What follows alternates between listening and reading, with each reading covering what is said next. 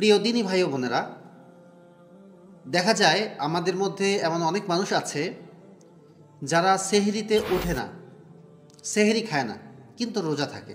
কারণ তারা এই বিষয়টা জানে যে সেহরি না খেলেও রোজা থাকা যায়, রোজা হয়।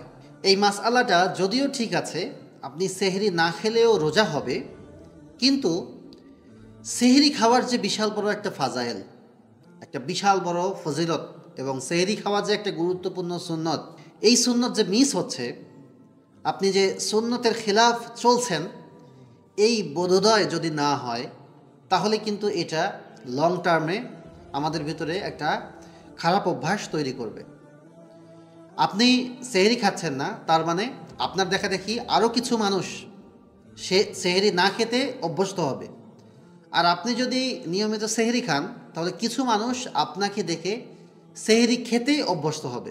রাসূল সাল্লাল্লাহু আলাইহি ওয়াসাল্লাম বলেছেন, তোমরা সেহরি খাও, এতে বরকত রয়েছে। তো যেখানে রাসূল সাল্লাল্লাহু আলাইহি ওয়াসাল্লাম বলেছেন যে তোমরা সেহরি খাও, এই যে উনি বললেন, এটা কি ওনার নির্দেশ নয়?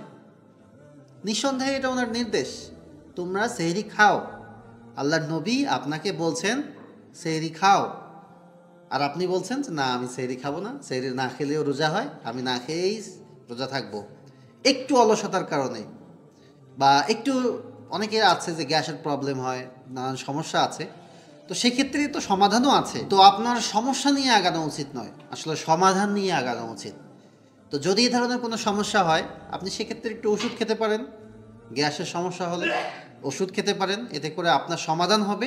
পাশাপাশি আপনি সেহরি যখন খাবেন, সেহরি খাওয়ার যে সুন্নত, এটা আদায় হবে, এটা সুন্নত জিন্দা হবে। পাশাপাশি আপনার এই সেহরি খাওয়া দেখেও অন্যরা সেহরি খেতে উৎসাহিত হবে ইনশাআল্লাহ। আর এতে করে সেহরি খাওয়ার যে ফাজাইল, যে বরকত, সেই ফাজাইলটাও আপনি পেয়ে যাবেন ইনশাআল্লাহ। তো আমরা যে সমস্ত মানুষ সেহরি খাই না বা সেহরি খাওয়াকে গুরুত্বপূর্ণ মনে করি না, তো তারা এই বিষয়টা অবশ্যই আমরা মনে রাখবো। নিঃসন্দেহে এটা রাসূল সাল্লাল্লাহু আলাইহি ওয়াসাল্লাম আমাদেরকে আদেশ করেছেন, আদেশটা আমাদের মানতে হবে। এটা যদি মানি, আমাদের সব দিক দিয়েই ভালো হবে ইনশাআল্লাহ। এটা যেমন একটা সুন্নত জিন্দা হবে, আমরা বরকত পাবো, পাশাপাশি দেখা যাচ্ছে সেহরি খাওয়ার কারণে আমাদের শরীরের মধ্যে এক্সট্রা শক্তি এবং এনার্জি, এটাও কিন্তু আমরা পেয়ে যাব ইনশাআল্লাহ।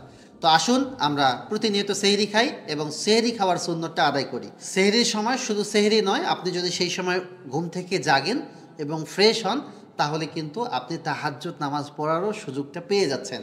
এটা বিশাল বড় একটা সুযোগ। তো আমরা অবশ্যই এই সুযোগটাও কাজে লাগাবো। আমরা যখন সেহরিতে উঠবো, জাস্ট উজু করার পর আগে 2 রাকাত তাহাজ্জুদ পড়ে নেব, তারপরে আমরা সেহরি খাবো ইনশাআল্লাহ। আল্লাহ পাক রব্বুল আলামিন আমাদেরকে কবুল করুন, আল্লাহুম্মা আমিন। আসসালামু আলাইকুম।